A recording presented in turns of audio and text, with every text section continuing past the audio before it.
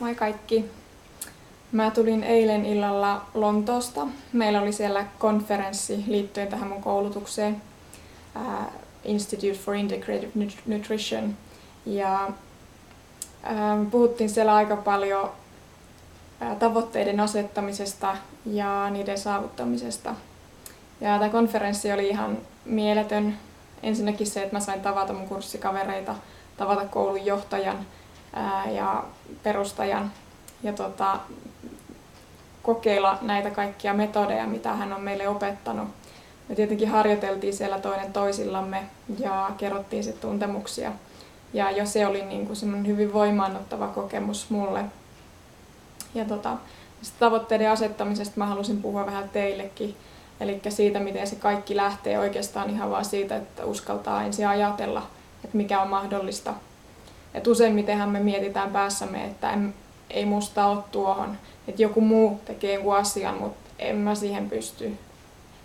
Ja sekin niin kuin hoksaaminen, että rajaa omat ajattelunsa niin pieneen jo on iso asia, koska se ei ikinä voi olla mahdollista, jos et sä itse usko siihen.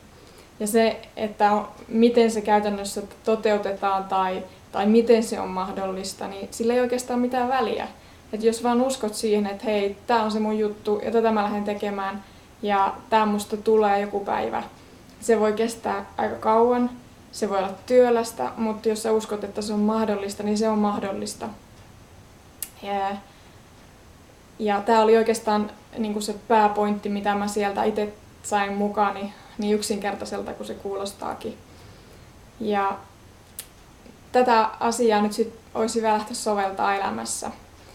Että mä otan nyt jonkun suuren tavoitteen ja lähden havittelemaan sitä, vaatii tosi monta välistoppia ja askelia joka päivä. Ja se vaatii sitä myös sulta. Ja mun mielestä on niin mahtavaa, että kun ihmiset jakaa näitä asioita, niitä omia epäonnistumisia ja onnistumisia, koska niitä molempia sattuu varmasti matkalla. Mut se, että uskaltaa ajatella, että se on mahdollista, niin mahdollistaa sen kaiken. Ja mä oikeastaan vaan halusin sanoa tämän teille ja toivottaa oikein hyvää päivää.